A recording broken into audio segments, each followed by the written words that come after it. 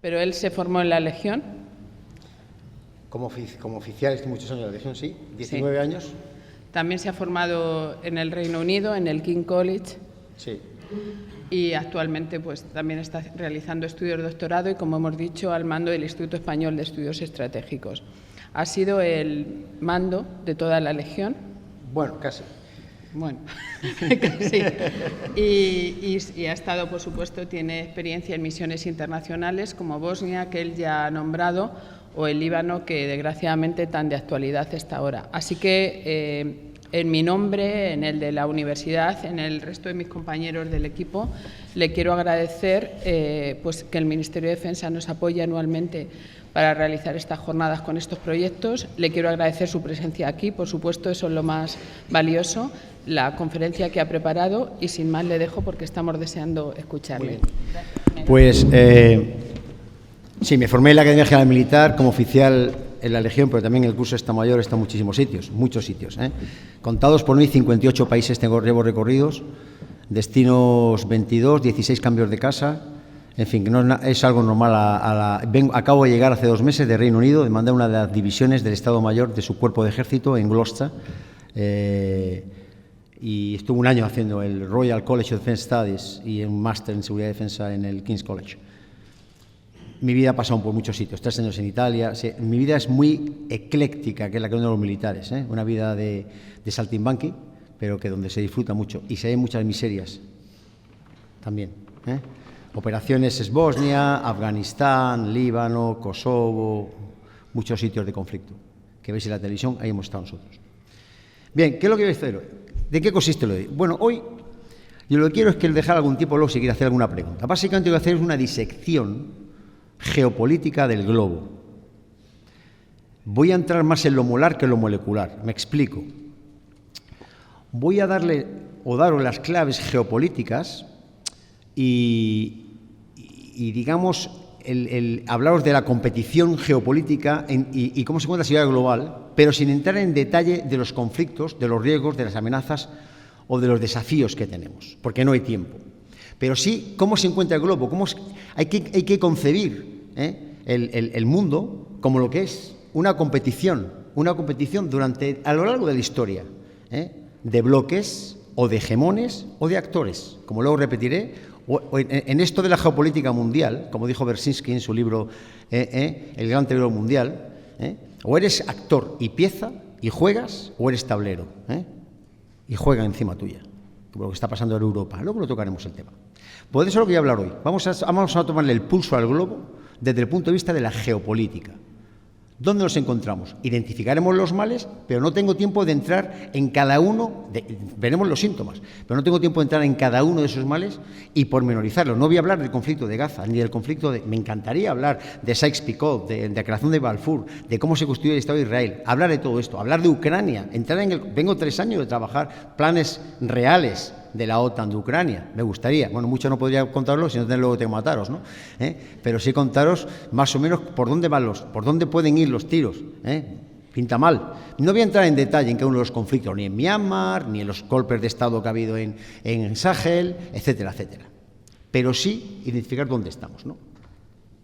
Si esta conferencia tiene lugar ahora lo que realmente está en boga es el conflicto, la invasión del Líbano por el sur, Hezbollah, es un proxy de Irán, son chiíes, ¿no? Pero si hubiera sido hace un mes, hubiera sido el ataque tecnológico, de altísima calidad tecnológica, cuando decapita el Mossad de Israel, decapita a Hezbollah. Y si hubiera sido antes, hubiera sido los combates en Gaza. Antes, los golpes de Estado en el año 22, los golpes de Estado en Sahel, ¿no? Había golpe de Estado en Mali, en Burkina Faso, en Níger, en Chad, luego vamos hacia Sudán, y antes hubiera sido Ucrania. ¿Qué quiero decir con esto? Quiero decir con esto que los acontecimientos en el mundo se suceden con una grandísima velocidad, son impredecibles, tal y como se suceden, y llega un momento que no los entendemos. Es difícil entenderlos. Es lo que se conoce como cisnes negros, los black swans. Un cisne negro es un acontecimiento que aparece de la nada, que nadie se puede esperar, pero tiene una repercusión a nivel global. Cambia el contexto geopolítico, económico, político del mundo. El 11S es un ejemplo. ¿Quién se podía imaginar el 11S? Nadie. Ahora lo veremos. Tuvo influencia global, total.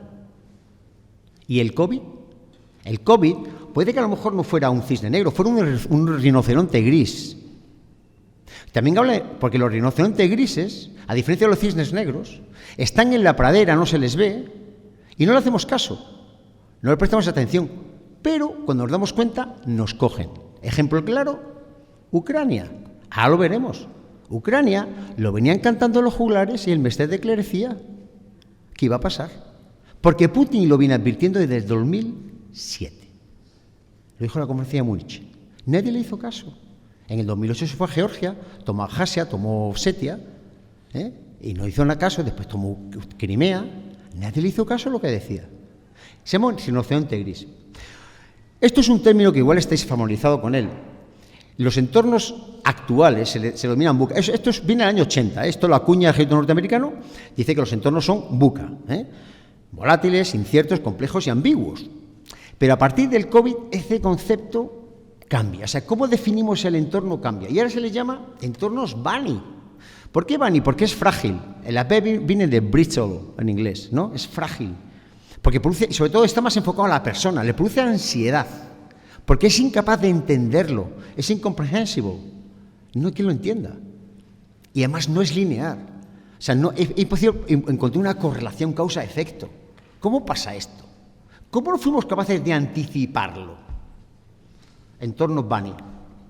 Entonces, antes de empezar, hoy hablaré, me oiréis hablar de todo esto, que muchos lo conocéis. Desafíos, hegemonía, polaridad, bloques, competición, cooperación. Básicamente es de geopolítica y de geoestrategia. ¿Pero qué es la geopolítica? Todo el mundo habla de geopolítica. ¿Qué es la geopolítica? Estos son los padres de la geopolítica. Por cierto, que si alguien tiene algún día tiene que hacer muchas horas de tren y de metro, le recomiendo ese libro, Prisioneros de la Geografía. La geopolítica no es ni menos la importancia de la geografía en la política de un país y en sus relaciones internacionales. Ese libro explica por qué Estados Unidos ya estaba dotado geográficamente para ser potencia mundial, por las cuencas del Missouri, del Mississippi, lo cuenta ahí. Bueno, pues Ratzel ya habla de que los estados son como seres vivos, que viven dentro de unos límites geográficos, y asocia el estado a un individuo. Kieler es el que habla ya y define lo que es la geopolítica, pero es mi amigo Haushofer el que define el espacio vital. Lebensraum, que luego lo usa la Alemania nazi, como cuando se expande. Yo necesito mi espacio vital y tengo que luchar por él, a vida o muerte. Lo usa la Alemania nazi, ese concepto de espacio vital. Pero, ¿qué es la geografía, la geoestrategia? Pues si la estrategia es, por definición, medios, fines y misiones, ¿no? Mean, ways and objectives, ¿no? La estrategia. Bueno, pues es cómo alcanzo esos objetivos a través de la geografía. Y el primero es Mahan. Mahan habla de que se necesita fundamentalmente una marina de guerra que proteja a la marina mercante, porque son las vías marítimas las que me darán el poder. Es el gran estratega naval, Mahan. Es decir, una marina de guerra que proteja a la marina mercante y que estrangule económicamente al enemigo a través del mar. Pero Mackinder es el gran estratega terrestre. Mackinder, se basan los alemanes en ello, Mackinder es el que habla de la tierra pivote, de Eurasia, como la zona que quien controle Eurasia controlará el mundo. Y habla del creciente interior y marginal o el creciente exterior. Es decir, él basa que el que controla la zona de Eurasia controlará el mundo. Los alemanes en la Segunda Guerra Mundial fueron a por Eurasia, porque es zona de recursos.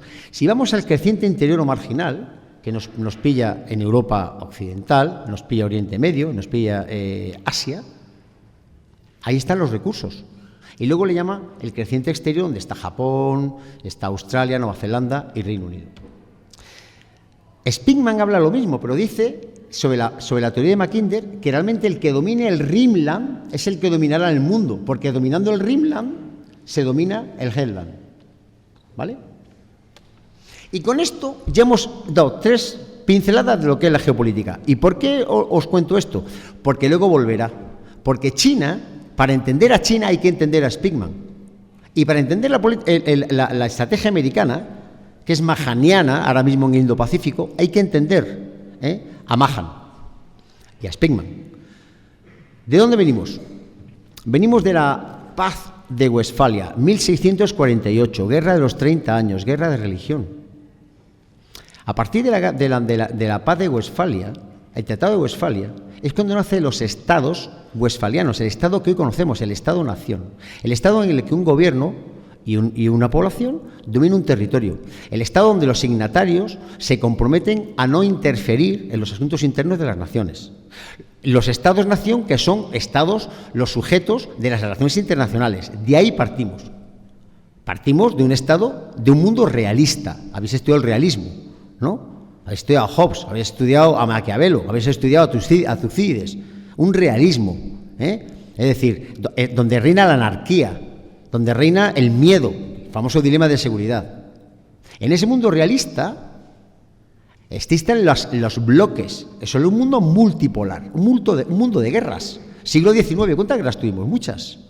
Solo en China se apuntan a los chinos, luego os toca la guerra de los chinos, la guerra del opio, 2 guerras del opio, guerra de los Boers, la guerra de Manchuria, cuando le invaden los japoneses. Luego tuvimos la Primera Guerra Mundial, el fracaso de la Sociedad de Naciones, Segunda Guerra Mundial, donde se dirimen 3 ideologías: comunismo, capitalismo versus fascismo, nazismo.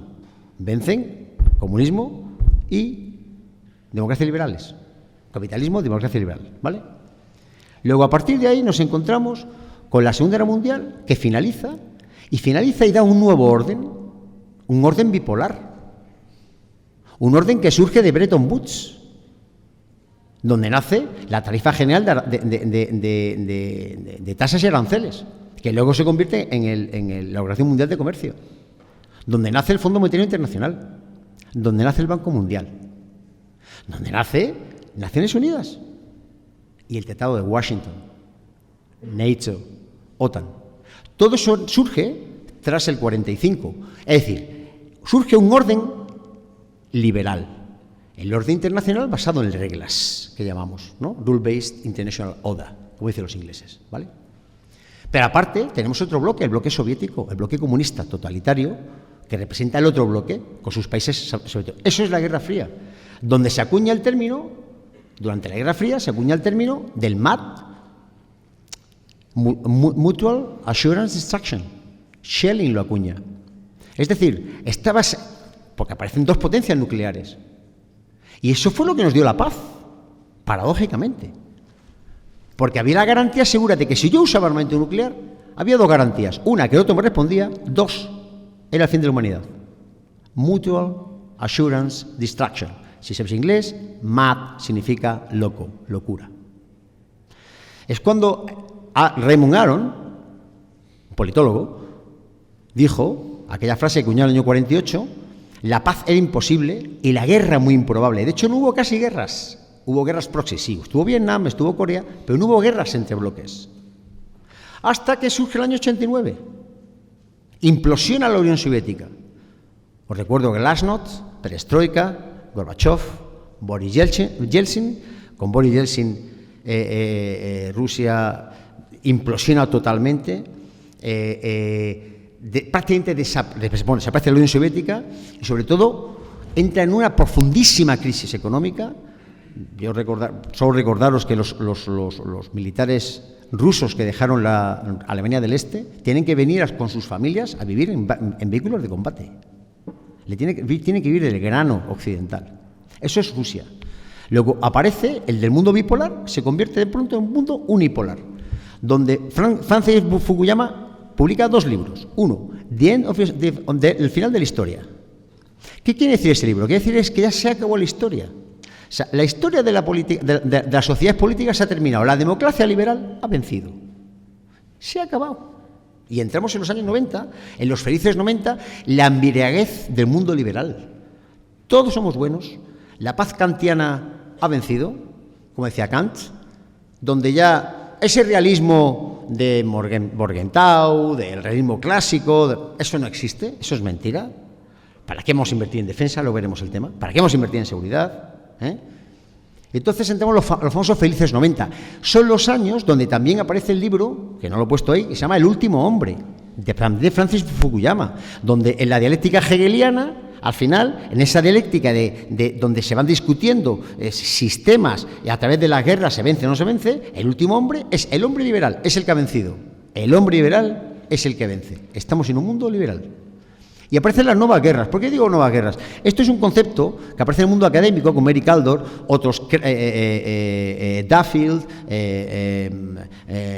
Van Crevel, porque aparecen guerras que se desconocían hasta ahora. Eran guerras intraestatales, agentes con actores no estatales, eran guerras más identitarias, Bosnia, Ruanda, guerras con una grandísima crueldad, lo que se llama, el mundo académico se llama la otredad, la cosificación del contrario. Es cuando Naciones Unidas queda desbloqueada, el Consejo de Seguridad queda desbloqueado, porque ya solo queda una potencia. Con lo cual, Rusia, que no tiene el poder, ni China, o como máximo se abstienen. Y es la explosión y la eclosión de las misiones de paz. Años 90. Muchas misiones de paz, ¿vale? Pero ojo, aparece un cisne negro, el 11S. Y Estados Unidos dice, hasta aquí hemos llegado. Impongo mi ley. Y Estados Unidos se convierte en el gran hegemón mundial. Y se dedica a imponer su ley. Impone su ley en Afganistán, impone su ley en Irak, al margen del derecho internacional. Y esto hay que decirlo, al margen del derecho internacional, porque no había resolución del Consejo de Seguridad de Naciones Unidas, que como todos bien sabéis, es la fuente del derecho internacional. Y lo conculca, lo viola y empieza sus guerras. Y empieza esa guerra al terror global, la famosa guerra al terror global. Ya había acontecido algo en Kosovo en el año 99, ojo, 2 años antes, donde también había conculcado el derecho internacional cuando se invade Kosovo. Luego esto no lo recordará Putin. Ojo, no me digáis lo que estoy haciendo, vosotros también lo estáis haciendo. La falacia del tu quoque, latín, y tú también. ¿Qué me dices? Yo y tú también. Estudiáis Derecho, ¿no? Aparece Huntington y nos habla del choque de civilizaciones. Es decir, el problema que tenemos es una fractura del mundo occidental con el mundo islámico. Y habla de 9 civilizaciones. Os hago notar varias cosas. Primero, fijaros cómo Huntington, cuando publica este libro, 2006, a Rusia la erige como el estandarte de la civilización ortodoxa. China es otra civilización, India es civilización, el mundo islámico es civilización y el mundo occidental somos civilización. Y dice que están chocando, pues chocan las culturas, chocan los valores. Luego tocaré. Decía Ortega y Gasset que las personas hablan de ideas, discuten sobre ideas, pero cuando llega a los valores es cuando se matan. ¿Dónde estamos? Hemos visto dónde venimos, ¿por dónde estamos ahora? Pues nos encontramos en un paradigma que yo lo definiría, he puesto esa escalera. De algún modo nos encontramos con una Rusia que es un oso herido, que está humillado en su orgullo, en su vanagloria, y que para mí, lo repetiré durante la conferencia, es más una potencia revanchista que revisionista. Se habla de las potencias revisionistas del orden global. Vale, para mí es más revanchista. Porque no tiene músculo realmente para llegar a ser una potencia global, o sea, potencia en el sentido estricto, poder duro, poder blando. Poder duro, si hablamos de poder duro, es lo que te da la geografía, te da la demografía, te da la economía, te da tus ejércitos, y poder blando, como sabéis, es de Nye, el que definió el poder blando, Joseph Nye, que hablaba del poder de seducción y de atracción. Luego tenemos, a la par en esa escalera, nos encontramos una Rusia que se encuentra mucho más desafiante. Nos encontramos una China que va creciendo, que ha sido humillada un siglo entero de humillación, desde el año mitad del siglo XIX, 2 guerras que pierde con los británicos, guerras del opio, porque los británicos trataban de forzar que se permitiera la venta de opio, porque se cosía mucho opio. La segunda la pierde también con Francia, la guerra del opio es con Inglaterra, pero también con Francia. Le invaden los japoneses. Los rusos, por cierto, se le quedan en el tratado de Aigún, se le quedan al norte de Manchuria, le quitan un buen trozo. También los rusos le quitan Mongolia para que se convierta en un país. O sea, es humillada permanentemente. No olvidemos eso, China es humillada. Es importante el concepto la humillación de los dos países, China y Rusia, humillada, pero empieza a crecer, claro, económicamente, y aparte que crece, se vuelve más asertiva China, muy asertiva. Muy asertiva con Taiwán. Hay que recordar que China, luego lo tocaremos, China se divide entre la China de Mao Zedong y la Chiang Kai-shek, que huye de Taiwán en la guerra civil que tiene, la larga marcha. O sea, nos encontramos a una China que he puesto solo 4 o 5 hitos. Una China que va en alza, que es mucho más asertiva geopolíticamente y que en el año 2017, lo repetiré, dice ya claramente en el 19 Congreso del Partido Comunista Chino que volverá a ser una gran potencia. China volverá a ser una gran potencia. Una Rusia que ha sido humillada. Una Rusia que no lo he puesto en el 2007, en el 2008... Uno de los grandes errores que tenemos que hacer autocrítica en el mundo occidental y en la OTAN, se le invita a Georgia y se le invita a Ucrania a formar parte de la OTAN. Y eso es ya, para Putin, es casus belli. Casus belli. Por favor, iros sentando.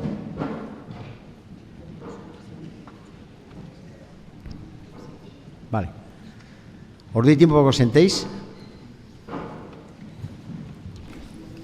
Y una alegría ver el auditorio así. Muy bien, sí. Muy bien.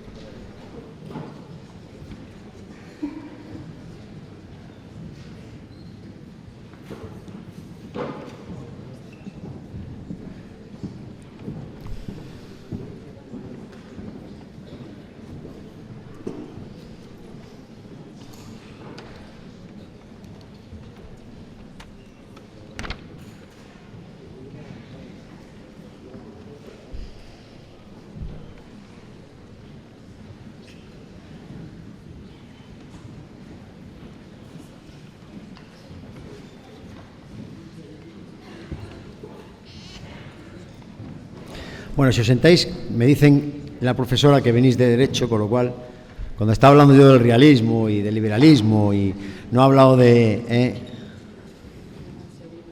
Segundo Derecho, muy bien. Igual no he visto todavía lo que es el realismo clásico, el ofensivo, el defensivo, el estructural, a Waltz, a Mearsheimer. Pero bueno, os irá sonando más adelante, ¿vale? Bueno, entonces, os habéis perdido unas cuantas transparencias, he hecho la introducción de dónde venimos. Venimos de un mundo multipolar, de los estados westfalianos, donde los países se unen en bloques para su supervivencia, como sabéis, del realismo, ese miedo a estar solo, y ese egoísmo, ¿no?, de los países por detentar poder, ¿no? Entonces, ¿dónde nos encontramos? Estaba diciendo, nos encontramos en un momento ahora mismo nos encontramos en un paradigma con 3 grandes, digamos, corrientes o ejes, ¿no? En esa escalera del desafío al orden internacional que nos encontramos ahora mismo, y espero no llegamos a un conflicto, ¿no?, que luego lo que abordaré más al final.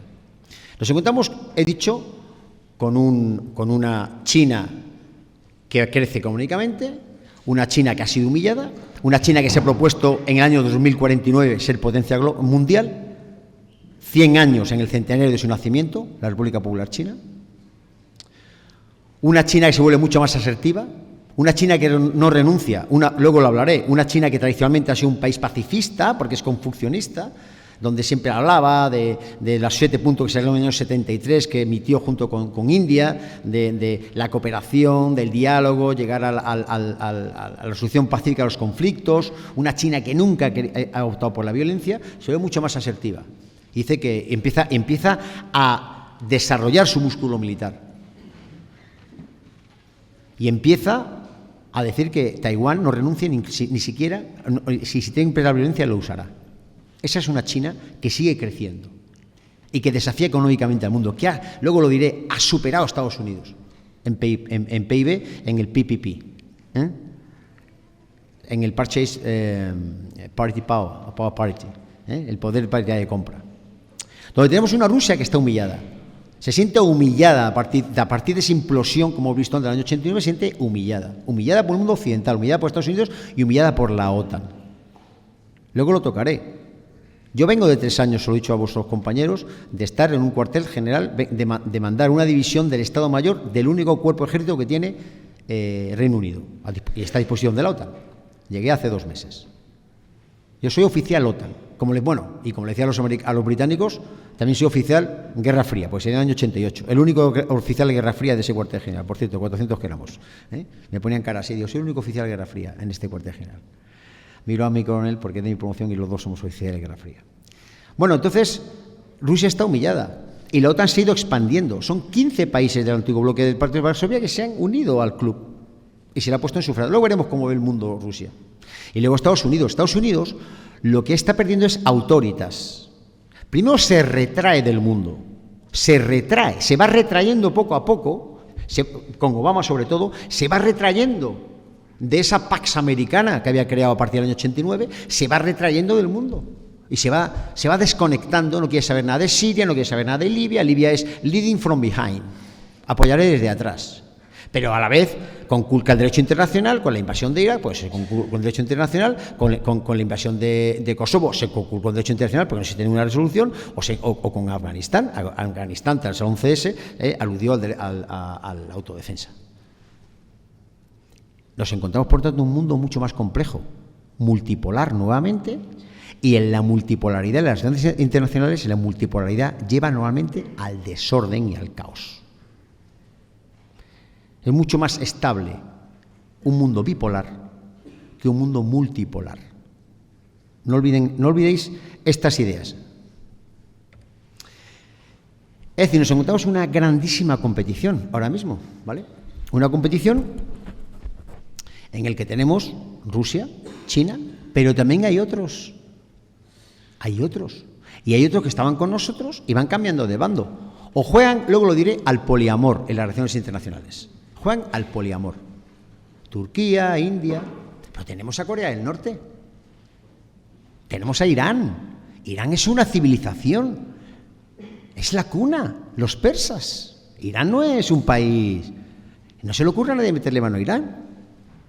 Nadie se le ocurriría a Estados Unidos invadir Irán. Hubo planes. Pero Irán no es Irak, aparte de la geografía que tiene. Hay una gran competición.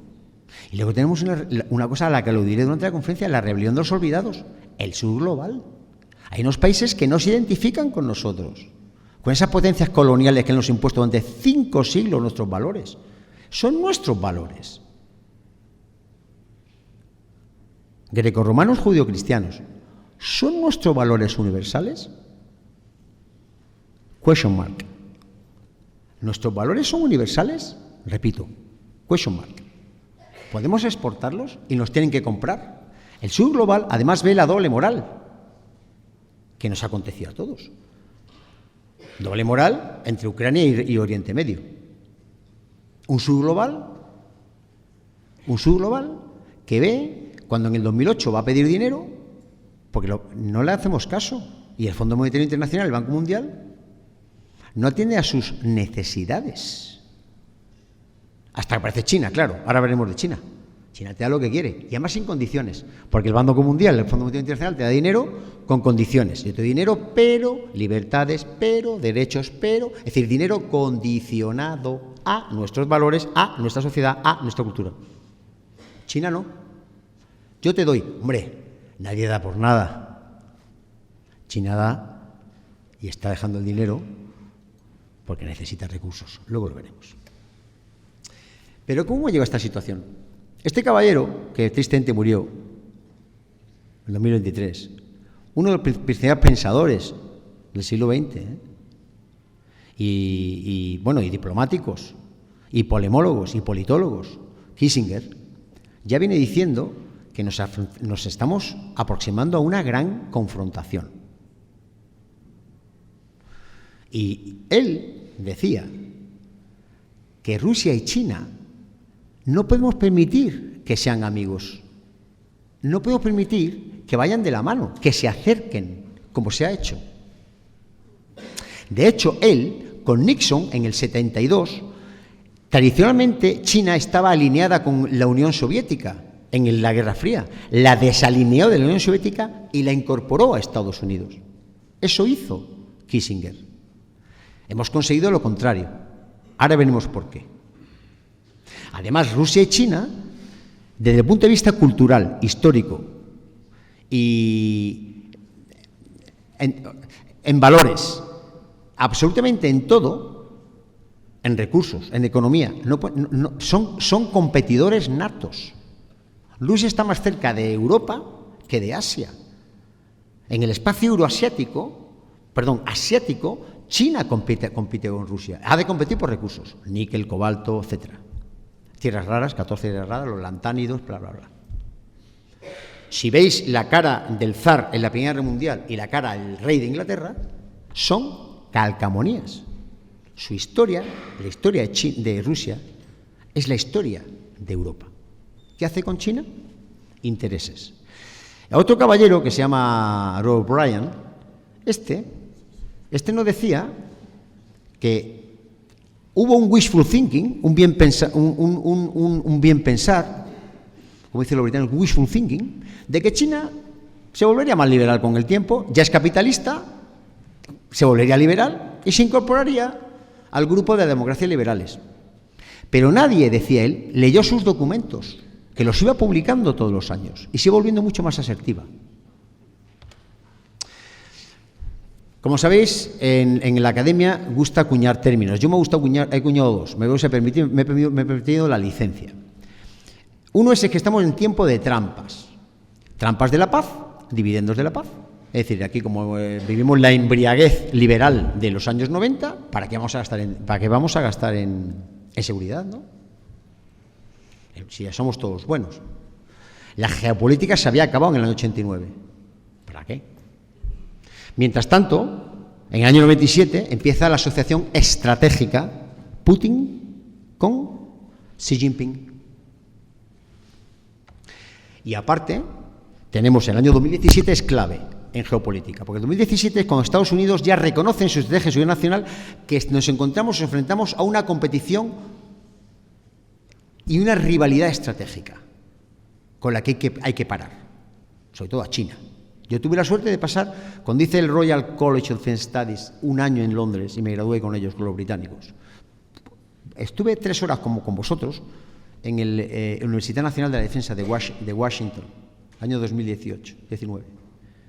Su obsesión era China y su obsesión era Tucídides, Graham Allison. Porque Graham Allison habla del dilema de Tucídides. Porque Graham Allison estudia 17 casos en la historia en la que un poder emergente y uno en declive, un rising power y un declining power, cuando se encontraron en la historia, de 17 casos, 12 terminan en conflicto, salvo 5. Uno es cuando Estados Unidos recoge el testigo de Inglaterra, no hubo conflicto. España y Portugal es uno de los casos donde tampoco hay conflicto. Pero el resto hay conflicto. Y dice, nos acercamos a un choque de trenes, dice Graham Allison en su libro. Y aparte, en el año 17, también en ese mismo año, es cuando China, en el congreso suyo del Partido Comunista, el 19 Congreso, es cuando dice, señores, se acabó, China tiene que tener su sitio en el orden internacional, China merece una silla de mayor preeminencia alrededor de la mesa y China va a volver a ser grande. Invertiremos en nuestras Fuerzas Armadas, como está haciendo. Está en su tercer portaaviones. Segundo término que acuñé que tampoco es que sea gran cosa, pero bueno, yo creo que sí, una forma que me puede definir muy bien con dónde nos encontramos. Nos encontramos en la era de los des. Estamos en la era de la desglobalización. Es decir, ¿os acordáis? La globalización era la gran panacea. La globalización acortaba tiempos, acortaba distancias. Bueno, pues nos estamos desglobalizando. Es decir, la globalización ha dejado muchos cadáveres por el camino. Ha acrecentado las desigualdades, ricos y pobres, internamente y externamente, en todos los países. Hasta el punto de que se habla ya de la globalization. Se empieza es decir, las cadenas de valor global, que básicamente son aquellas en las cuales los actores, ¿qué actores económicos intervienen hasta alrededor del mundo? Hasta que el producto sale, se tiene. Lo que hacen los países es que deslocalizan geográficamente sus empresas en países más donde la mano de obra es más barata, lo llevan a sitios mucho más baratos, ¿no? Bueno, pues está volviendo a casa. Se habla ya del nearshoring, del friendshoring, y se está hablando de que nos volvemos a traer a casa todas las empresas. Es decir, la globalización se está rompiendo, el decoupling se está desacoplando, se está volviendo mucho más regional y mucho más proteccionista. Ya no entro en las guerras que tiene ahora mismo Estados Unidos con China, luego las tocaremos, sobre todo en el tema de alta tecnología. Luego la globalización el mundo se empieza a desinflar. Nos encontramos con la desneocolonización. Hubo una descolonización en los años 60, vosotros no lo conociste, fue cuando yo nací, cuando África se descoloniza, un poco antes fue Asia, con India, con Pakistán, con Bangladesh. Es que volvimos nuevamente, las potencias coloniales y nuestras industrias, a una política un poco neocolonial, a volver a políticas extractivas, hasta que aparece China, y nos dan dos patadas y nos echan. Por tanto, el mundo, aparte, se está desdolarizando, es decir, el dólar ya no tiene la preeminencia que tenía. En el año 73 era el 85% de las transacciones mundiales eran dólares, en el año 2001 el 75% y estamos en el 58%. El dólar, el aborto que los BRICS, el mundo se está desdolarizando. Pero es que el mundo se está desoccidentalizando. El sur global, ese sur global, que en el año 68 un tal Wendell trazó una línea, que siempre le hemos... ¿Qué es el sur global? Lo que hemos llamado toda la vida, países en subdesarrollo. Están los desarrollados, en vía de desarrollo, y los subdesarrollados. También se le llamó primer mundo, segundo mundo, que es el Partido Comunista, y tercer mundo. Ese es el sur global. El tercer mundo ve que lo que me estás contando, es decir, como decían las escuelas de pensamiento helénico, ¿no? Lo que piensas, lo que dices y lo que haces no tiene coherencia. Lo que pienso, lo que digo y lo que hago. Pues lo que dices y lo que piensas y lo que haces, me cuentas una cosa en Ucrania, pero por lo que veo aquí en Oriente Medio no se aplica. Digo Oriente Medio, como podría decir Libia, por ejemplo. Esa desafección del sur global hace que se esté desoccidentalizando. Llega un señor que se llama China, dice, no, si yo sufrí como vosotros, a mí me han hecho lo mismo. No os preocupéis, yo os doy dinero, no os preocupéis, sin condiciones. Claro, yo también sufrí la guerra del opio. Me humillaron y me quejaron y llegaron a Manchuria y me violaron a 2 millones de mujeres de mi país. Por supuesto, tomarle el dinero. ¿Dónde está Francia? Echada de la francofonía de África. Nos están echando de África. Nos están echando del sur global. Aparte estamos en el mundo de la desinformación, que sabéis, y aparte otra vez, que voy a incorporar, el otro día me acordé, digo, estamos también en el mundo de la desdemocratización.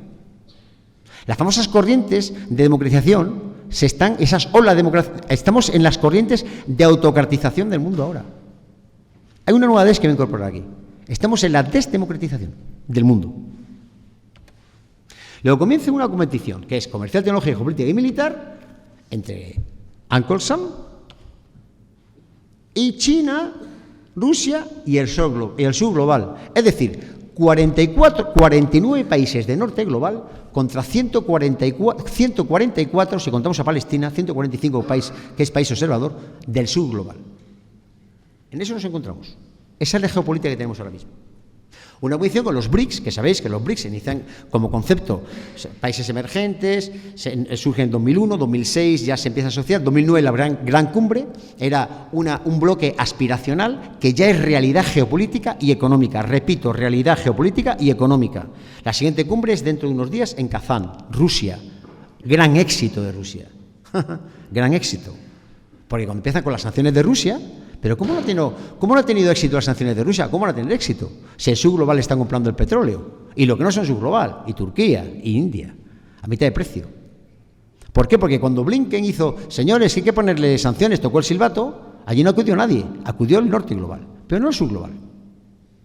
Los BRICS son una realidad, y se incorporan 5 más este año, a partir de este año. Bueno, Argentina se quitó, eran 6, ahora son 5.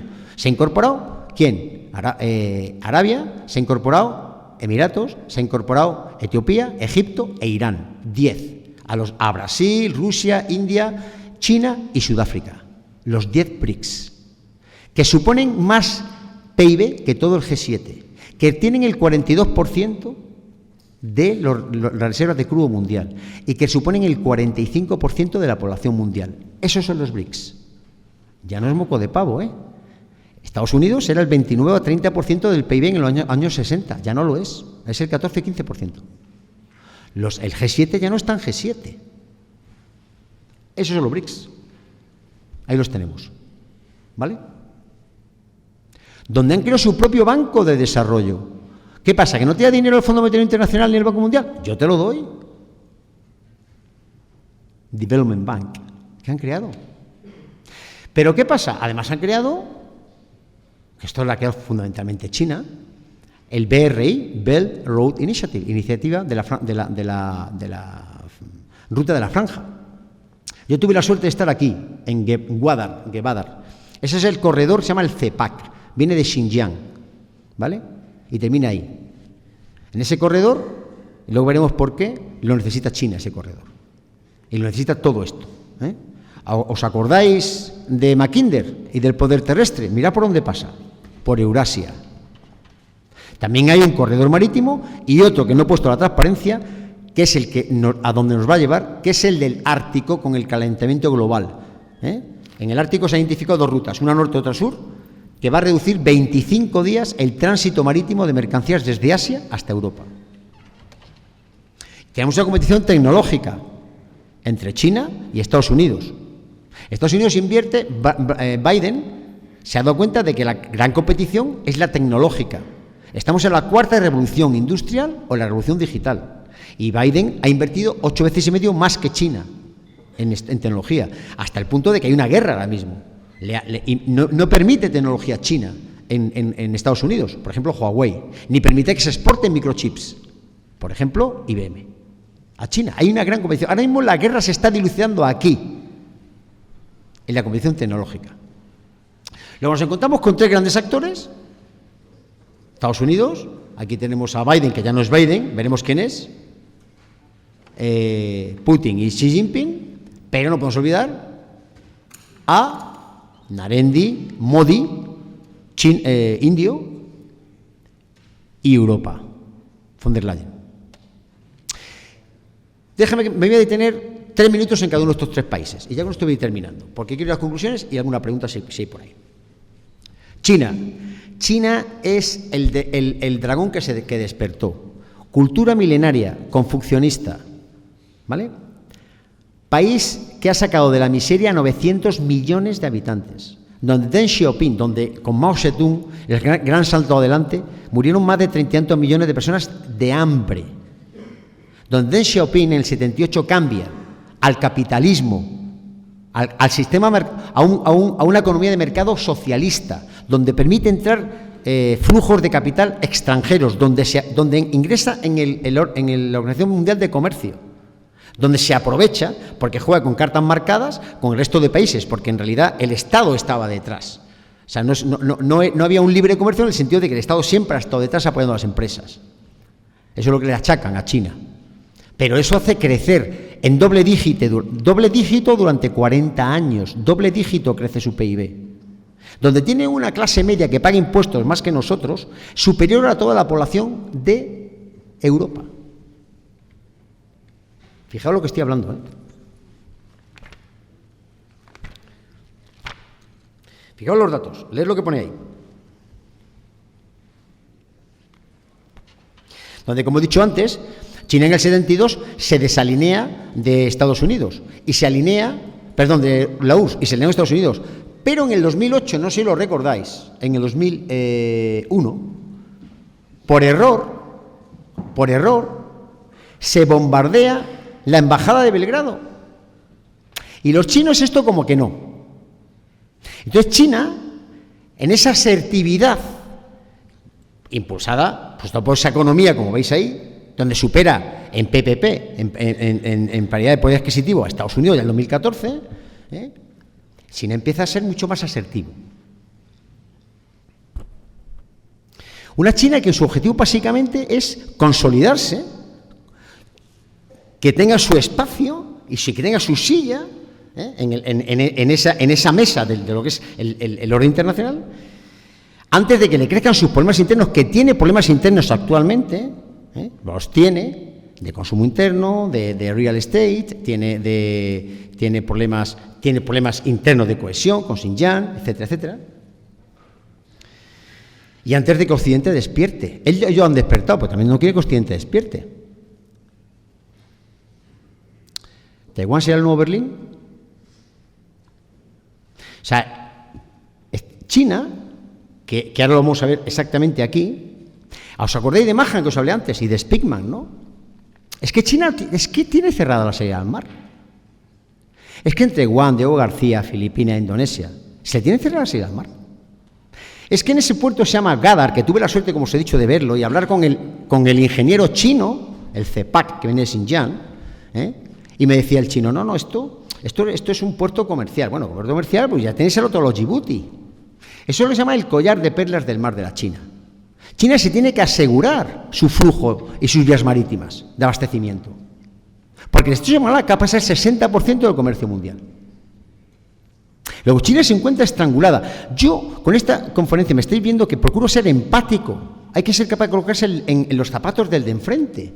¿Cómo ve el mundo enfrente? Ellos se ven estrangulados. Por eso crece la famosa línea de los 9 puntos, está creando islas artificiales, de donde hacer el A2 o A2AD, ante acceso de navegación diaria, y donde reclama islas, las Paracel, las Spratly, etc. Así es como ve China el mundo. Ellos son estrangulados y están creciendo. Bueno, este caballero, el siguiente actor que se encuentra en esta competición geopolítica, Putin. Como os he dicho, para mí Rusia no es una potencia revisionista. Para mí es una potencia revanchista. Y lo he vivido en estos 3 años, casi mis 3 años dedicados desde el Cuerpo Ejército Británico, con esa división que me tocó comandar, casi desde el punto de vista profesional, una gran experiencia. Saber cómo la psique del pueblo ruso. El ruso está humillado. Se siente humillado desde que implosiona, en el año 89, se siente humillado con Kosovo, se siente humillado con Irak, se siente humillado con Libia, se siente humillado porque lo que decía de la escuela helenística, lo que tú dices, lo que piensas, lo que dices y lo que haces, no tiene coherencia para mí, porque aplicaba lo de la falacia del tu quoque, ¿no? Y tú también. Y tú también. ¿Pero qué me está contando? Si es que usted también lo ha hecho. ¿Usted me está hablando de Libia? Pues yo lo que he hecho con Crimea es usted lo que hizo con Irak. Yo no voy a entrar en de dónde viene Crimea, que se lo da Khrushchev, etcétera, etcétera, de dónde viene la platea rusa, de dónde realmente el ruso tiene su alma colocada. ¿De dónde viene el alma? Habría que irse al Rusato de Kiev, no voy a entrar en historia. Pero así como el mundo. Y ya, lo que decía antes de un cisne negro, no es un cisne negro lo que pasó. Lo que pasó en Ucrania, y los que seguíamos esto, lo se veía venir. Es un rinoceronte gris. Lo vine avisando ya en Washington. Os estáis aproximando a mis fronteras. Ya está bien, me siento asediado con vuestra democracia liberal y con vuestras historias. Y ya el 2008, cuando ya se le invita a Georgia y a Ucrania a ingresar en la OTAN, pues fue ya la gota colmó el vaso. Y a partir de ahí, cuando empieza su escalada. Abjasia, Osetia, Crimea, Ucrania. Más, es decir, Rusia se ha alejado de Europa. Como decía Kissinger, como he dicho antes de Kissinger, no dejemos que Rusia se acerque a China. Se ha acercado a China y se ha alejado de Europa, convirtiéndose con China en un país prácticamente vasallo, ojo, vasallo. Y no voy a entrar en detalle de cuánto compra China el petróleo, etcétera, etcétera. En recursos, le vende el níquel, le vende el cobalto, China lo manufactura, en fin. Pero ¿cómo ve Rusia el mundo? Es que si me pongo en los pies de Rusia ve el mundo con una famosa paranoia rusa. Ahí que tengo la suerte de estar varias veces, estos 3 últimos años, se llama el corredor de Suwalki. El corredor de Suwalki es un corredor de unos 80 kilómetros, 80 y algo, que hay entre Bielorrusia y Kaliningrado. Kroninger, donde está Kant enterrado. Kroninger, que eso no era ruso, por cierto, by the way. Pero es que por él han venido 4 invasiones, hasta lo que yo recuerde, La del Ducado de Lituania con los polacos, le vino Gustavo Adolfo, que llegó prácticamente hasta Moscú, y llegó hasta Moscú sin prácticamente, después vino Napoleón y después vino los alemanes. Porque no tienen barreras naturales, sus barreras naturales son los Urales. Ellos ven que se les van echando encima y me vuelven a invadir. Esa es su psique. Solo tienen ríos, nada más. Y cuando uno va allí los ve y los pasa y los ve y dice, es que no hay nada, es una llanura. Hombre, luego tenemos también, hay otro corredor que está en los Cárpatos, se llama de Foxani. También tuve la suerte de estar. Y luego tenemos los Urales, pero no es por ahí por donde han venido los invasores de los mongoles, lo vinieron por ahí. Entonces se sienten, esa es la paranoia de los rusos. Esto lo he puesto para que veáis que no he puesto el de China en África, porque China en África, salvo 4 países, los que reconocen todavía Taiwán, como Swazilandia y demás, el comercio es con China, obviamente, sería todo rojo, ¿no? La diferencia entre China y Rusia en África es que uno busca recursos, busca sostener su crecimiento, y el otro busca irradiar inestabilidad en el bajo vientre europeo, que es el Sahel. Me acuerdo de Churchill cuando la operación de la Avalanche en Salerno hablaba del bajo vientre, ¿no? Bueno, pues yo considero que nuestro bajo vientre está justamente ahí. Eso es lo que hacen ellos. Por supuesto venden armas, por supuesto crean inestabilidad. Crear inestabilidad. Por supuesto en sus negocios, claro. Y esta es la potencia americana. La potencia estresada. Esto es Estados Unidos, donde ya tienes tantos platos en el aire que ya no puede con tantos. Puede por lo que veremos ahora. Mantiene un gran músculo militar. Pero es que encima se le junta el peor de todos, la polaridad interna. Esta mañana estaba yo hablando, yo tengo un amigo en Estados Unidos que está muy asustado, no se habla con su hermano, no se habla con su cuñado. Esta es una sociedad totalmente polarizada. El otro día preguntaba en una conferencia que di la posibilidad de que Estados Unidos llegue a una guerra civil. No la voy a responder ahora. Si alguien quiere, la haga después. Pero anticipo, no. Pero en cualquier caso, sí una gran polaridad interna. Estados Unidos ya se fue retrayendo del mundo, se fue despegando, desconectando el decoupling del mundo, porque se ha ido poco a poco, ha unido a su pérdida de autoritas, porque la ha ido perdiendo, le queda la potestas que le da el poder duro de su ejército. Es lo que le queda. Que si nos vamos aquí, ¿cuál es el objetivo de Estados Unidos? Pues su objetivo, por un lado. El problema es que tenía que haber pivotado Asia y aún no pivotó, en el 2010. Pues se encuentra el problema con Ucrania. O sea, primero contener y a Rusia, que Rusia es lo del Niabrod, no tiene capacidad, no tiene, como dicen ellos, piernas para proyectar a 3.000 kilómetros, pero para crear los problemas que está creando en Europa sí, y en Siria, y etcétera, etcétera. Pero sobre todo contener a China. Y cuando uno pasa, como yo pasé 4 horas con su Universidad Nacional de Defensa en Washington y habla con ellos, es que su obsesión es China. El dilema de Tucídides, ven que los trenes van en derrota de colisión, lo tienen claro. Y cuanto más hablo yo y hablé estos años mucho con sus generales, China es su gran problema. Que lo que hacen mantener es más de eso, mantener un músculo militar. Aglutina más del 40% del gasto mundial en defensa es suyo. Los que hemos trabajado con los norteamericanos, en muchas zonas de conflicto, en muchas operaciones, su poder militar es incontestable. Dice China que en el 49 quiere ser potencia. Bueno, potencia militar yo lo dudo. Con 13 portaaviones, la maquinaria militar americana es impresionante. Yo tuve la suerte de reunirme en Kaiserslautern con el mando de apoyo, el 21 mando de apoyo de sostenimiento americano en Europa, que sostiene 100.000 botas, 100.000 hombres y mujeres en Europa. Es impresionante cuando te cuenta lo que hace. Eso no lo puede hacer más que Estados Unidos.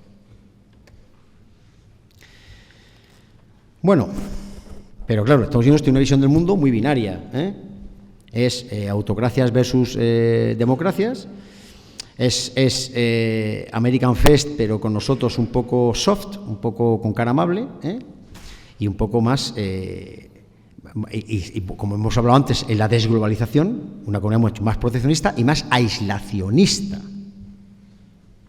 Bueno, ¿qué pasa en Europa? ¿A dónde vamos?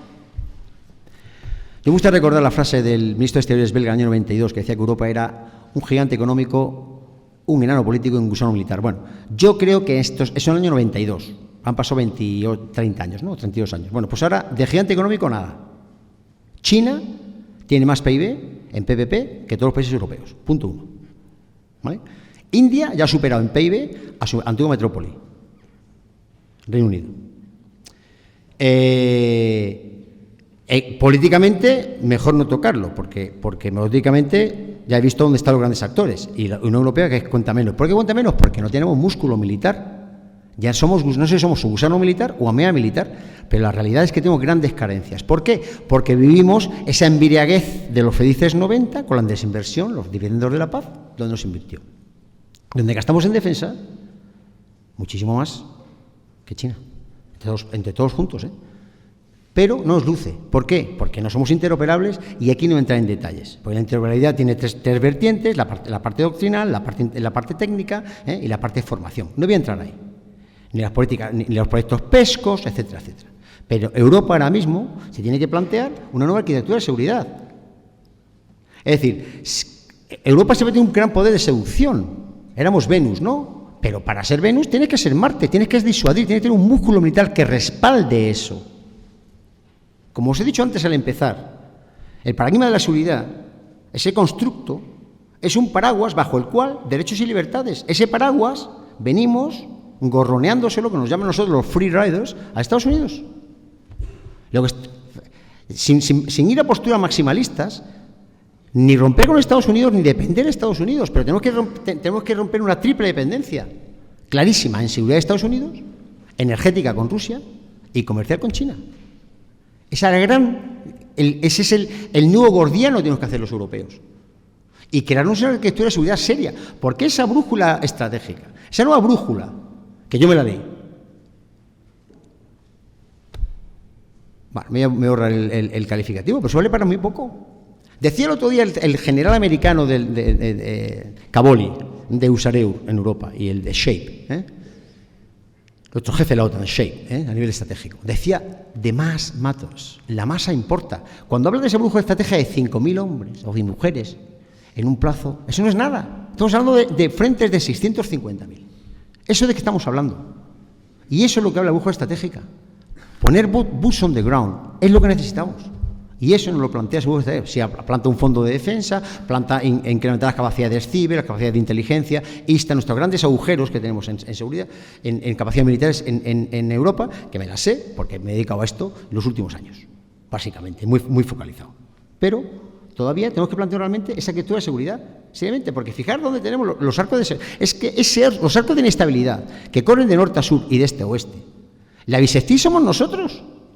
¿Lo habéis visto? Pero es que el que está apuntalando el flanco este no es Europa, es la EFP, Enhanced Forward Presence. La presencia reforzada. Adelantada. Y en el sur, nos cuento lo que es en el sur. Van de golpe de Estado en golpe de Estado cada año. El Sahel, donde, como he dicho antes, la desoccidentalización del mundo, han echado a Francia, nos están echando a todos. Ahí está China y ahí está Rusia. Y aparte de todo lo que os he contado, tenemos todo esto, pero os he dicho que me voy a quedar en lo molar, no en lo molecular, porque si me pongo a hablar de todo esto, no tengo tiempo.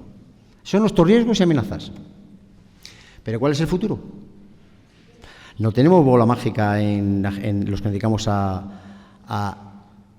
Porque claro, la geopolítica en realidad y las relaciones internacionales lo que hacen es analizar sucesos que han acontecido, pero predecir el futuro está complicado. Y voy a decir una cosa que es así.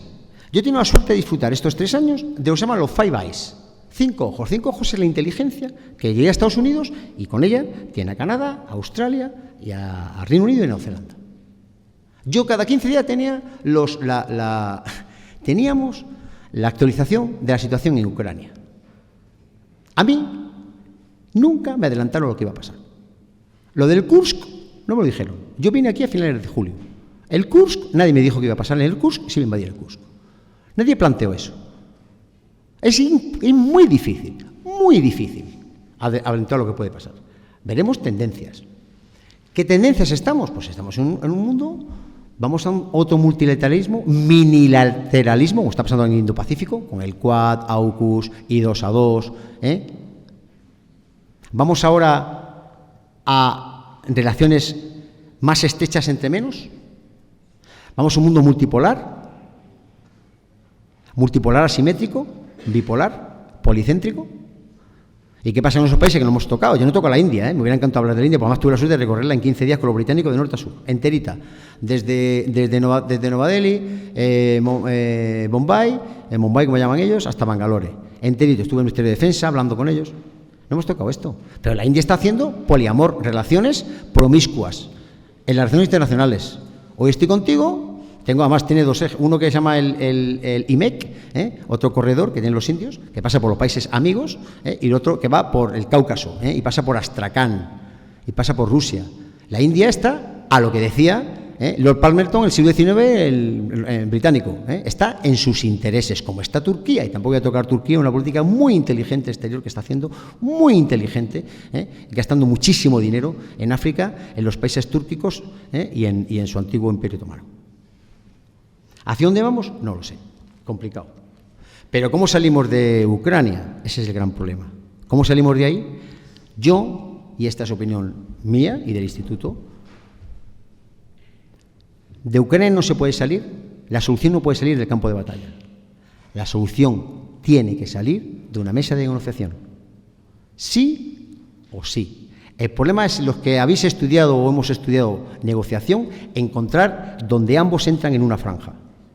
Y ahora mismo no están, pero tiene que salir de ahí, sí y o sí, y a lo mejor el 5 de noviembre, a partir de noviembre, alguien empieza a encontrar luces y soluciones. Lo que vemos como tendencia es que hay tres bloques claros, es el bloque occidental, la asociación estratégica China-Rusia y otros, le llamaba Israel el eje de resistencia, ¿no? Irán, Corea del Norte, en otros. Y el sur global. El sur global va a sus intereses, desafectado del norte global, doble moral, me dejan el dinero condicionado cuando me lo dejan, y están cansados. Ya esté cansado de esa carga colonial que arrastramos. Y tras 5 siglos, lo que claramente se está viendo es que el poder del mundo demográfico, político y económico vuelve a donde estaba. Ahí está el poder ahora. Y ahí estará. Por lo menos en los próximos años, porque India no hemos tocado, pero que China tiene un gran problema demográfico, tiene un valle demográfico ahí, y perderá unos cuantos millones bastante de población en los últimos 20-30 años, se habla de 100-150 millones. India no. India es el cuarto país que ha tenido naves tripuladas extraorbitales, ha puesto una nave en el polo sur de la Luna, en fin, ojo con India. El país que tiene más licenciados de Harvard, Yale, Oxford y Cambridge que no son nativos, no esos países. Ese es India. Los que hemos vivido en Reino Unido 4 años está lleno de indios y no precisamente poniendo cafés. Luego, el sur global. Se empieza a reivindicar ese sur global, donde quiere ser India su voz, quiere ser China, los BRICS, que recogen esa inquietud del sur global, donde estamos imponiendo a lo mejor unos valores que o no encajan en sus sociedades, o están cansados de que les contemos una cosa y hagamos otra. Vuelvo a repetir, ¿solo valores nuestros grecorromanos, judeocristianos universales? Nos lo planteamos. Pues yo puedo decir que estando en Afganistán, el código Pashtunwali de los pashtunes, si una mujer es violada, o se casa con el violador, o muere apedreada. Y es su valor. Y me diréis, ¿qué salvajada? Es su valor. Y hasta hace 14 o 15 años, no, ¿verdad? Exactamente fue en el año 2013, creo, cambió el código penal en Marruecos, la mujer violada tenía que casarse con su violador. Y el violador era exento de ninguna responsabilidad. Cambió. O sea, nuestros valores a lo mejor no son exportables, Y luego tenemos los anglosajones, mucho hablar de que a los desafíos siempre presentan oportunidades. Esos son nuestros desafíos. Y aquí no hay bloques, aquí somos todos uno, un sólido rígido. El mundo es nuestro problema y tenemos que unirnos para resolver esos problemas, que en algunos países presenta oportunidades. Por ejemplo, el cambio climático. ¿Sabéis que en Inglaterra están comprando empresas de champán terreno en Inglaterra para cultivar uvas? ¿Por qué? Por el cambio climático. Para algunos le viene hasta bien. Bueno, y esto simplemente es un libro que os recomiendo, los indicadores de rearme. Esperemos que no, como el libro de Sleepwalkers, sonámbulos, que lo recomiendo que lo leáis, porque cuenta y describe cómo el mundo se acercó a la Primera Guerra Mundial sin darse cuenta. O sea, un mundo donde se estamos rearmando, donde estamos el 7% del año con respecto al año pasado de incremento, según el CIPRI, de incremento de gasto en armamento y defensa, donde China va a 100 ojivas nucleares al año. Y por último, aquí hay quien dice, hay voces optimistas, que esa guerra es evitable, y de luego el 5 de noviembre esto lo puede cambiar. Y ya por último, quisiera, como empezó la conferencia, hemos de ser empáticos. El mundo lo vemos desde nuestro marco referencial histórico y en valores. El mundo se ve así, de la protección Mercator, desde Europa, ¿no? Pero es que desde China no se ve así el mundo. A nosotros nos ven en la esquina. Los chinos nos ven en la esquina. China se rodea de agua. Y luego detrás una masa telúrica, una masa terrestre importante. Y los Estados Unidos se ven en el centro, claro. Favorecidos, como he dicho antes, por el libro que os recomendé, Prisioneros de la Geografía, leéroslo. Favorecidos por la geografía. Es decir, la realidad, que es la que os he contado, es la realidad que vemos desde aquí, desde el instituto. Pero la realidad, no olvidéis que no existe. Existe la percepción de la realidad. Bueno, os pongo una frase de Antonio Gramsci. No es que yo cumple con sus ideas, pero me gusta la frase. Murió en prisión. Y la frase no es exactamente esta, porque él decía, en el interregno aparecen los fenómenos mórbidos, ¿no? Pero básicamente estamos en un mundo en transición, uno que se está yendo, otro que está viniendo. No estamos en cambios de época, no estamos en época de cambio, estamos en un cambio de época. Y con esto finalizo la presentación, pues si alguno quiere hacer alguna pregunta.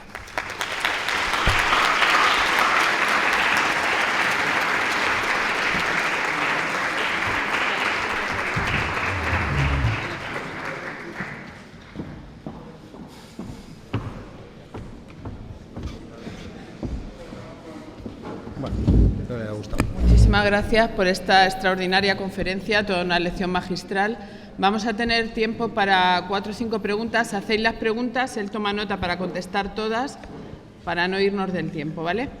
Así que adelante, decid simplemente vuestro nombre y el grado al que venís. Aquí estoy coaccionado con el profesor Florentino Portero, que me dio clases en el máster, me tiene coaccionado. Adelante, di tu nombre y de qué grado eres. Sí, bueno, muy buenos días.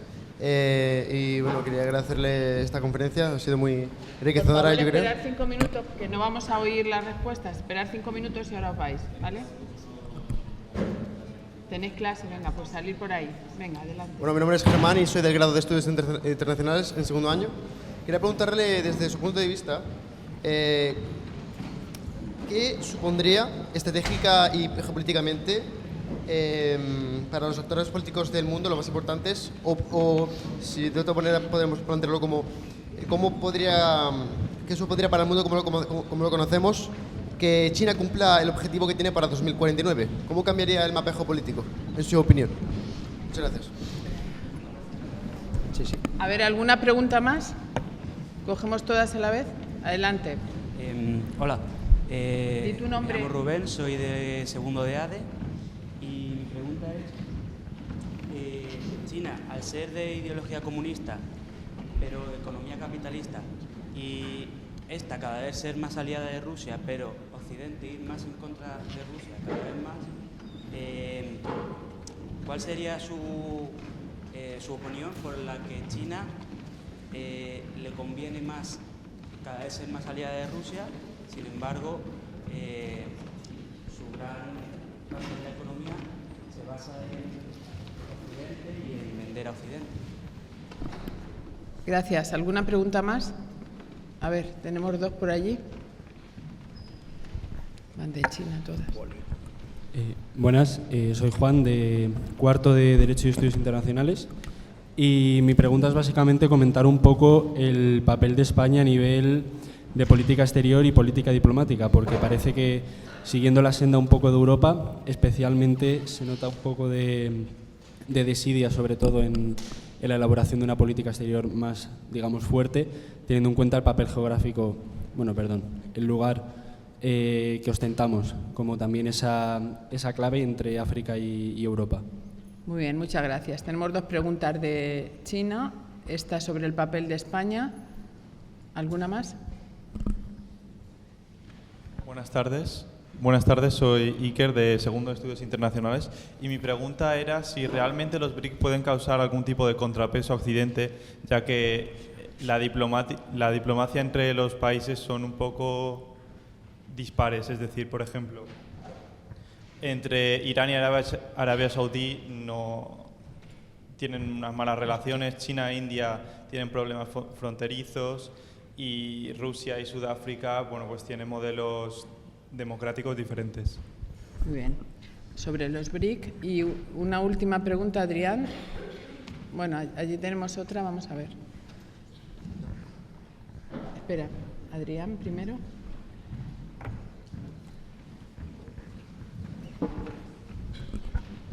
Adelante. Hola, soy Adrián y yo tenía una pregunta de, viendo cómo el tío Sam está mirando sus ojos cada vez menos hacia nuestro occidente y cada vez más hacia ese Pacífico con el AUKUS, todo lo que es Nueva Zelanda, Australia, Corea del Sur, Japón, para esa alianza militar y contener a ese gigante chino, con esas dos partes que tiene el nuevo AUKUS de rearme y luego de inteligencia y colaboración más allá de la que tenemos normalmente aquí en la OTAN, se está poniendo o se espera que el viejo continente tenga una nueva política más, digamos, amigable entre nosotros para colaborar de una forma más activa, como se está haciendo con el nuevo AUKUS, o vamos a seguir con el modelo antiguo de la OTAN.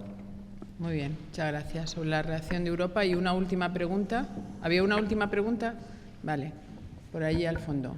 Y con esto ya cerramos dejamos tiempo para contestar y cerramos para no retrasarnos. Verás aquí preguntas, si los dejo 2 horas. Sí. Están muchos, están muy interesados. Hola, buenos días. Soy Rufino, de cuarto de Estudios Internacionales. Mi pregunta va un poco respecto a ¿en qué ha fallado Estados Unidos? Podemos ver durante la Guerra Fría, hasta el 91 que terminó, hubo contiendas, pero nunca hubo enfrentamiento militar como tal, porque se supone que las dos potencias tenían armas nucleares y esto les llevó a que no pueda haber enfrentamiento, porque uno no conocía qué tenía el otro, y yo creo que hasta este momento la disuasión funcionó. Y mi pregunta va a esto: ¿ha fallado la disuasión de Estados Unidos? Gracias. Pues le dejamos tiempo para... Voy a empezar por la última, porque es muy buena pregunta. No es que las demás no sean buenas, que también lo son. Claro que ha fallado la decisión de Estados Unidos. Efectivamente, ha fallado la decisión de Estados Unidos. Siempre se da el conflicto cuando falla la disuasión. Si Estados Unidos se va retrayendo del mundo y de los conflictos del mundo, si yo voy subiendo un peldaño y no me pasa nada, subo otro y no me pasa nada y subo otro y no me pasa nada, pues Estados Unidos es totalmente desafiado militarmente. Esto es como lo de ahora mismo en Rusia, ¿no? No te dejo las armas condicionadas a que no se dispare o se impacte dentro del territorio ruso. Se dispara, impacta, no pasa nada. Ahora con los HIMARS y los ATACMS, que no rebase los 150 kilómetros. Ahora ya que los 300. Y aún no está la respuesta. O sea, estamos metiendo a lo mejor la rana en el agua caliente, ¿no?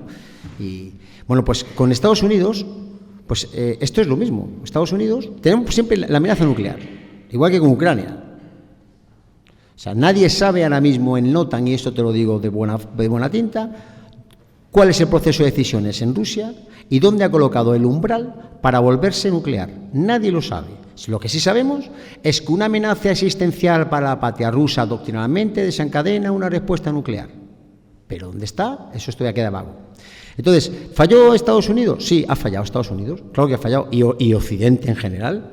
Hemos fallado todos. Es decir, Putin lo que ha hecho es el tú coque, yo igual que tú, y además nos ha olido. Hombre, él hizo un planeamiento a nivel estratégico y sobre todo político muy equivocado. O sea, él planteó unas líneas de acción equivocadas porque pensaba que nuestro centro de gravedad, que básicamente es la cohesión, no la teníamos y justo ha conseguido lo contrario. OTAN se mantiene todavía unida de forma monolítica. OTAN como tal no respondió en la ayuda a Ucrania porque Ucrania no es miembro de la alianza, pero sí dentro de una coalición que inicialmente lideró en Reino Unido, pero está claro que la respuesta que él no se la esperaba. Es más, ha producido una reacción contra la que le esperaba. Es que encima la OTAN le ha metido mil y pico kilómetros más de frontera con Finlandia y Suecia, que se han unido. Pero evidentemente, ¿esto ha ocurrido porque ha fallado la disuasión? Sí, sin duda. Siguiente, China. Bueno, China dirán los británicos que están sentadas en lo alto de la verja o de la valla mirando a derecha e izquierda. Es una frase muy anglosajona. Por un lado le viene bien, por otro lado le viene mal. Lo que no puede permitir China es que Estados Unidos gane esta guerra, que Occidente gane la guerra a Rusia. China no va a permitir, o procurará no permitirlo. Pero por otro lado el conflicto no le viene bien, porque está creciendo menos, porque evidentemente para la economía no le va bien. Me le va bien porque está comprando a mitad de precio recursos fósiles, ¿no? Combustibles fósiles, eso sí es cierto. Pero China no le viene bien este conflicto. Se encuentra en una situación muy incómoda. Primero, porque tradicionalmente, si uno se lee los libros de defensa, blancos de la defensa chino, China ha abogado siempre por la cooperación, por la solución pacífica de los conflictos, etcétera, etcétera, etcétera. Y esto, y sobre todo por la no interferencia, injerencia en el asunto de los países. Y esto, de algún modo, contraría totalmente lo que viene él promulgando durante muchos años. Luego, desde el punto de vista de autoritas, China no le viene bien, no está cómoda. Pero por otro lado, se está haciendo con recursos a menor precio, ¿no? Y por supuesto, lo que une a India, lo que une a Rusia y a China no es ni menos, lo he dicho antes, son intereses, es desafiar un orden internacional en el que ya hay que cambiarlo. Desde Bretton Woods, cuando nace todo lo que os he dicho que nació antes, Fondo Monetario Internacional, Banco Mundial, Organización Mundial de Comercio, el Acuerdo de Tarifas y Aranceles, el Acuerdo General de Tarifas y Aranceles, donde todo lo que nace ya está obsoleto. Es decir, no tiene sentido que países como la India o como Brasil o como no tengan sitio en el Consejo de Seguridad de Naciones Unidas, por ejemplo, ¿no? Entonces, es un desafío al orden internacional y al orden liberal, en todo lo que representa el orden liberal. ¿Vale? Me decía, China en el año... Sí, China quiere en el año 49 ser la gran potencia, en el centenario, sí. Pasa el siglo de humillación y ahora quiere, en el 49, presentar una gran potencia. ¿Qué puede representar eso? Eso es jugar a la futurología y no lo voy a hacer, porque es muy complejo. O sea, de aquí al 49, ¿qué puede pasar? Puede pasar absolutamente de todo. Esperemos que no pase ninguna conflagración, ningún conflicto, pero puede pasar de todo. O sea, fijaros dónde estaba China en el año 71 o 70, dónde estaba en el 78 y dónde vuelve a estar. O sea, ha fluctuado. Mirar India, también ha cambiado. Mirar Pakistán, también ha cambiado. O sea, hay un montón de actores que están cambiando. Están esas relaciones promiscuas del poliamor que digo yo, ahí están cambiando. ¿Qué puede pasar en el año 49? No sé. ¿Que China va a ser el gran hegemón mundial? No lo tengo claro. Porque si leemos a Geoff Friedman, nos cuenta que el siguiente puede que sea India. La India, no digo en el 2050, pero potencialmente y demográficamente. La edad media de la India son 18 años, la de España son 44. Un dato. China tiene la población mucho más envejecida y va a tener que empezar a lidiar con problemas que tenemos los países viejos ya dentro de nada. De estado de bienestar, etcétera. Es decir, no tengo claro que China sea gran potencia en el año 49. Y si vamos al músculo militar, ahora mismo es arrollador. Lo que pasa es que China cada año va en 100 ojivas más, quiere llegar a las 800, 900 ojivas nucleares. Estados Unidos está en las 4.000 y poco y Rusia está a las 4.600-700. Hay quien dice, bueno, ¿cómo estará el arsenal ruso de nuclear? No lo sé. Pero si lo que tiene un 40 y tanto % del arsenal nuclear mundial, sí es cierto. ¿Vale? Y el papel de España. Bueno, el papel de España, yo ahí no me voy a pronunciar porque esto es política de defensa, esto lo lleva el gobierno. España, el gobierno decide lo que decide y nosotros mano derecha, cuerno derecho y poco más que decir. Sí puedo decir que geopolíticamente España está llamada o estaría llamada a ser un actor importante. Nos encontramos a camino de 3 continentes, 2 físicos y 1 histórico que es Sudamérica. Hispanoamérica, para hablar con más propiedad. Que no es Hispanoamérica. Hispanoamérica, África y Europa. Bueno, España está ejerciendo el poder que nos correspondería como actor en ese tablero, que en el que si no juegas eres tablero. Y ya sabéis cuando pelean 2 elefantes, lo que sufre, como dice el aforismo africano, pues si no jugamos, pues nos pisotearán y ya está. El papel de España ahora mismo España ha decidido una política exterior, lo hacía el gobierno y a partir de ahí tengo poco más que manifestar. BRICS, bueno, ¿qué les une a los BRICS? A los BRICS les une, son sistemas, ahí tienes democracias, tienes autocracias, tienes, habéis dicho de China que un partido comunista con sistema capitalista, economía de mercado socialista. No tiene nada que ver, lo único que los une es la economía. He dicho que era un bloque aspiracional que ya es una realidad geopolítica y económica. Económica, no es una sociedad, no es una realidad política, ni es una realidad militar. Económica.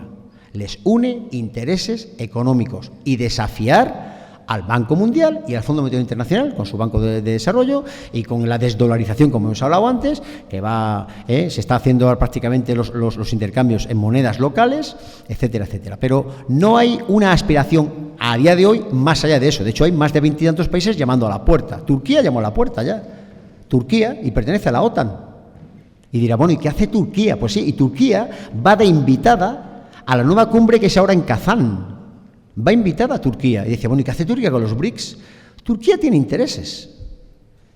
Son intereses. Hay que plantearse el mundo no como amigo y enemigo, sino como ¿dónde están mis intereses? Y eso es lo que se plantean los países que juegan a ser actor geopolítico. Cada uno en su nivel. Veo dónde están mis intereses. Ya no veo si que tú eres ortodoxo, yo soy druso, y tú eres adventista del séptimo cielo o lo que sea.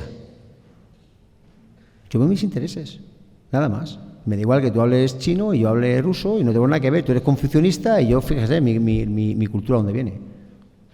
Bueno, espero que esta charla os haya servido para ver la complejidad en la que nos movemos, las variantes que hay que manejar y las variables que hay que manejar, y que el mundo no es tan fácil. Y no hemos tocado Oriente Medio, que ni lo he tocado, es que ni lo he mencionado. Ahí podemos estar horas hablando de Oriente Medio. Muchísimas gracias a todos. En el Instituto Español de Estudios Estratégicos nos tenéis a vuestra disposición y espero que alguno aparezca por allí para hacer, en fin, alguna beca o alguna estancia de investigación o algo por el estilo. Muchas gracias.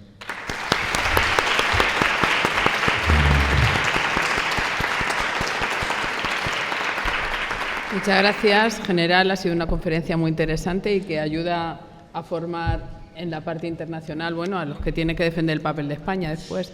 Vamos a hacer un descanso hasta las 11:30. A las 11:30 empezamos puntuales con don Florentino Portero, ¿vale?